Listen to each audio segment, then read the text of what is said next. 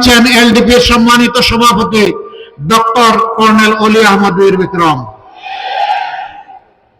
জিয়াউর রহমান সাহেবকে হাতে ধরে সামনে এগিয়ে নিয়ে গিয়েছিলেন। চট্টলাবাসী আপনাদেরকে স্যালিউট। এই গর্বিত ইতিহাসের আপনারাই সূচনা করেছিলেন। কেন তিনি আজকে আক্ষেপ করে বলেন, আমি লড়াই করেছি রণাঙ্গনে, আমি জাতীয়তাবাদী দল গঠনে আমি ছিলাম দ্বিতীয় ব্যক্তি জিয়াউর রহমান সাহেবের পরে। তিনি এখন বলেন আমি এখন বিএনপিতে নাই, আমি থাকতে পারি না, কারণ এটি জিয়াউর রহমান সাহেবের বিএনপি নয়। তিনি বলেন এটি বেগম জিয়ারও বিএনপি নয়। তিনি আরেকটি কথা বলেন, সেটা আমি বলতে চাই না, তার মুখ থেকে আপনারা শুনে নেবেন।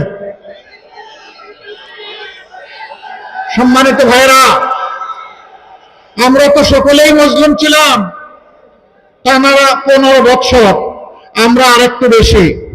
আমাদের উপর তাণ্ডব শুরু হয়েছিল 2006 সালের 28 অক্টোবর। লঘুরাইটার তাণ্ডব চালিয়ে 0 পয়েন্টে প্রকাশ্য দিবালোকে আমাদের 6 জন ভাইকে খুন করা হয়েছিল। খুনের রাজনীতির এখানেই সূচনা। পিছনের দরজা দিয়ে এসে আওয়ামী লীগ তারপরে যা করেছে তার সাক্ষী বাংলাদেশের 18 কোটি মানুষ। তারা তাদের পাওনায় এক অংশ পেয়ে গেছে। এখন বাংলাদেশ মুক্ত হয়েছে। আপনারা কি চান যে বাংলাদেশ পুরোপুরি মুক্তি পাক? আপনারা কি চান যে এটা একটা স্বাধীন সার্বভৌম দেশ হিসেবে মর্যাদার সাথে মাথা উঁচু করে দেওয়া? যদি তাই চান, তাহলে ফ্যাসিবাদী খাসলতের যারা এদেরকে চিরতরে লাল কার্ড দেখাতে হবে। আফসোস,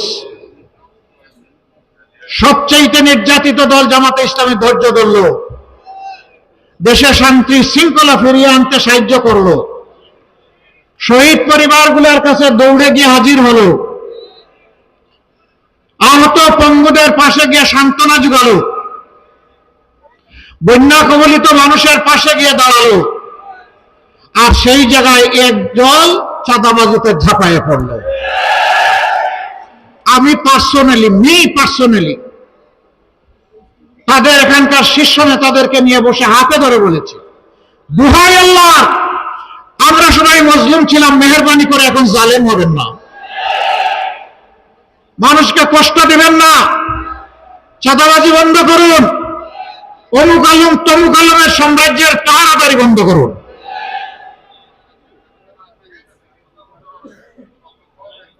এখানে ওখানে বিভিন্ন জায়গার দখলদারি শুরু হয়ে গেল।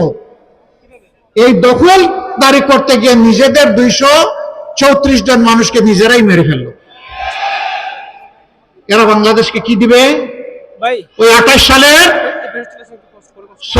28 অক্টোবর যে বার্তা দিয়েছিল আওয়ামী লীগ ক্ষমতায় আসার আগে, আজকে একই বার্তা দিচ্ছে এই দলটি।